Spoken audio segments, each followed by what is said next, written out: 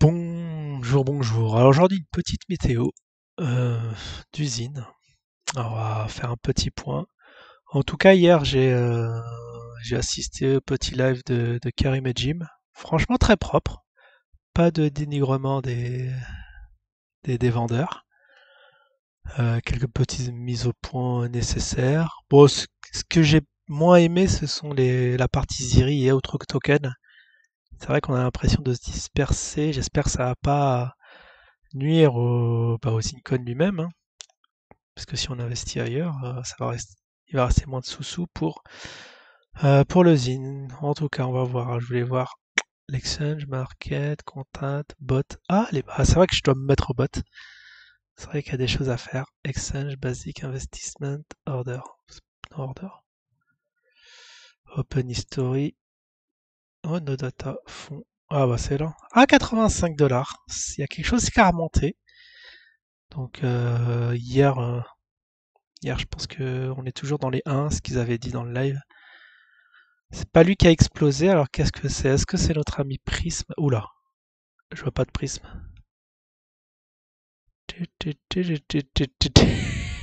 C'est très inquiétant. Alors toutes ces vagues voilà, de pubs agressives dans les commentaires, ça a disparu, il n'y a plus. Donc on n'a plus que du Zine, on a 1 centime de Bitcoin. C'est tout ce qu'on a. Affreusement déçu. Moi qui voulais renforcer, en plus il y a celui dont on doit pas dire le nom qui m'a dit de renforcer dans l'onglet communauté. On peut voir ça. Non, on va pas voir ça, on va regarder ça un autre jour. Là, on va pas perdre de temps. Mais en tout cas, c'est quoi ces histoires? C'est peut-être pour ça qu'il n'était pas dans les favoris. Notre ami, alors c'est quoi? Je sais même plus c'était quoi le nom. PRS. Ah, il est là. Bah, il est là, c'est bizarre. Ah, peut-être. Attendez, je vais dédoubler l'écran. Oh là, je suis passé en mode chinois. Non, ça va, non, ça s'est retraduit derrière. Dans les fonds, peut-être parce que j'ai caché hide small value. Ah non. Oh là, il y a le signe qui se barre. Alors je sais pas pourquoi il est pas là le prisme. Alors qu'il code toujours. On va le mettre en daily. Ah, qui code très très peu. Alors je comprends pas alors que j'en ai. Si je veux en vendre. Peut-être c'est le temps de vendre ou pas. Celle, je mets 100%. Ah, j'en ai 3000, hein, c'est pas rien. Si le truc cotait un dollar, c'était bon. On aurait pu faire un petit hold-up sur B-Box, mais ce n'est pas le cas. Fortement dommage. Bon, allez, on va passer à notre petite. Mince, qu'est-ce qui se passe? Market.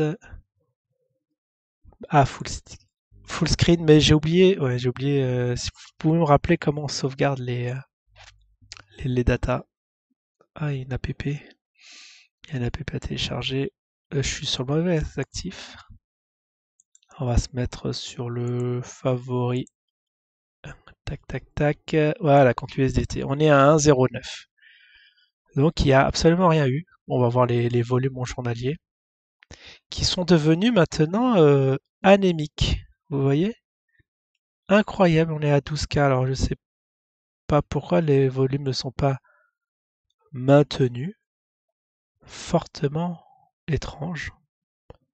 On va se mettre en horaire. C'est vrai que c'est en horaire où on voit les manips de marché, où vraiment tout est au millimètre. Vous voyez là?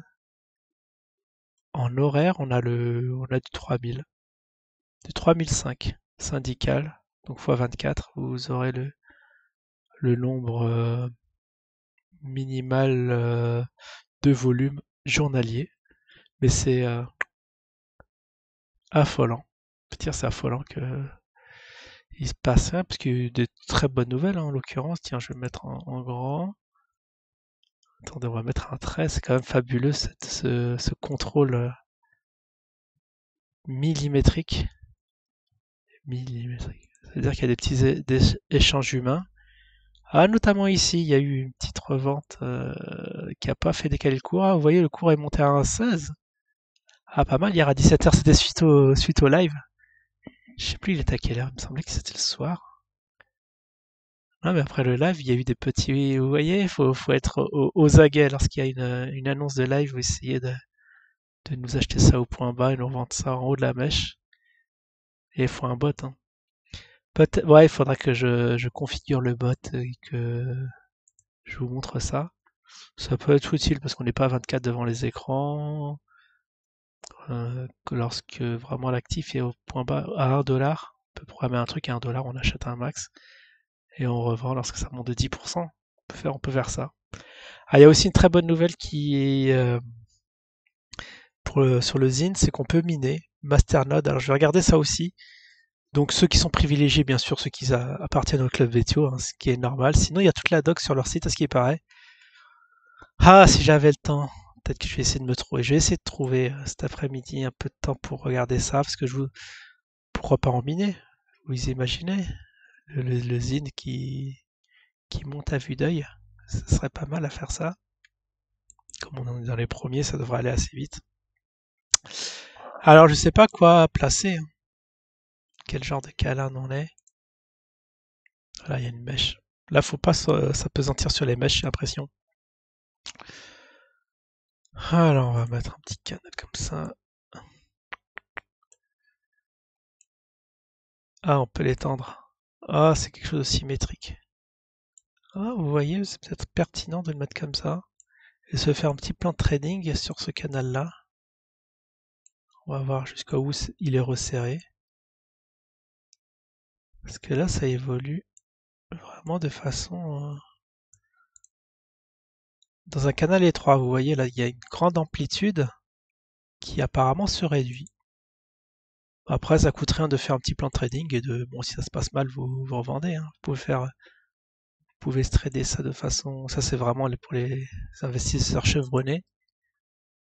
J'espère qu'il y en a qui suivent cette chaîne, vous me direz, parce que sinon on peut passer vraiment au global, en journalier ou en weekly, voir ce qui se passe. Mais là, vous pouvez essayer de taper acheter actuellement, essayer de revendre à 1. Et si ça casse, ah oui, il faut mettre les limites. La limite pour la revente, c'est vraiment les 1. Si ça casse les 1, c'est sauf qu'il peut quand même.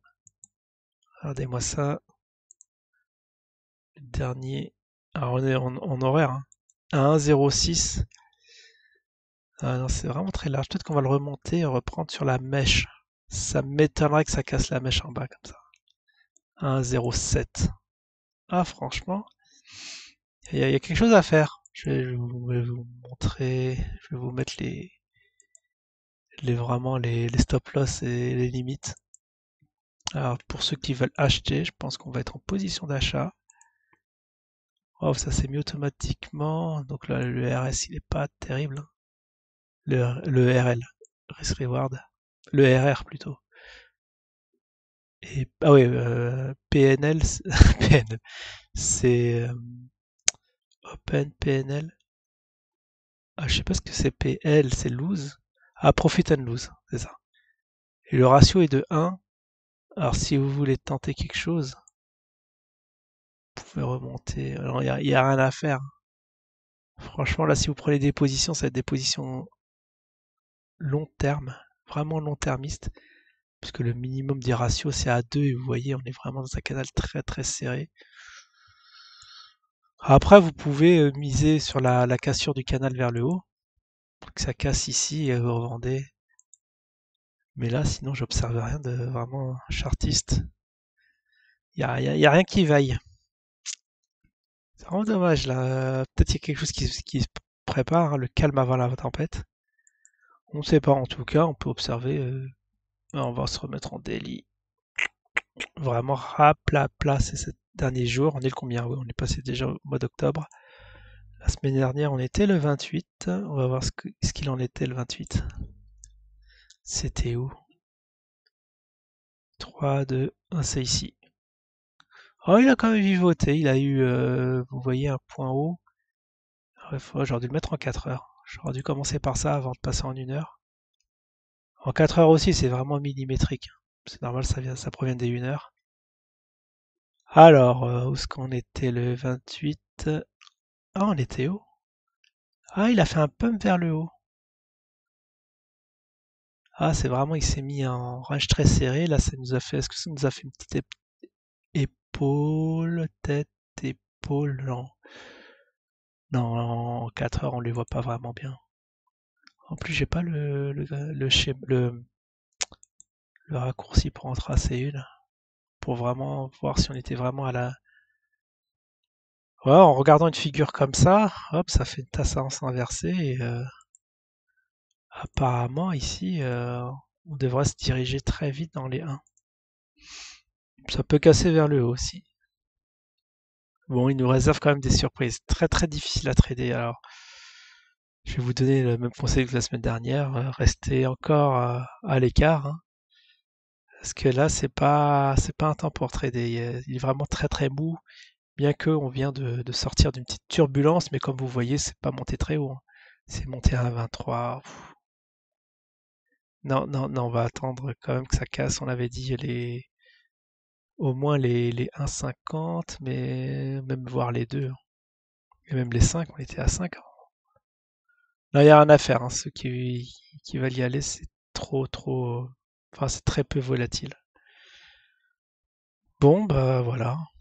Petite météo qui a été faite dans l'état de l'art.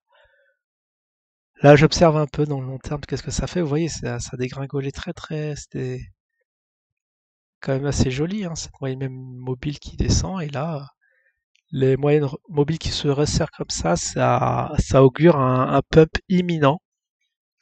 Enfin, en tout cas, on va attendre que ça se réveille un peu, mais en tout cas, là, c'est vraiment l'attente de chez attente. Peut-être un petit cadeau de Noël si à la fin de l'année, je vais nous faire quelque chose. Mais en tout cas, là, il n'y a rien du tout. Allez, je vous dis à la semaine prochaine. Tout le monde.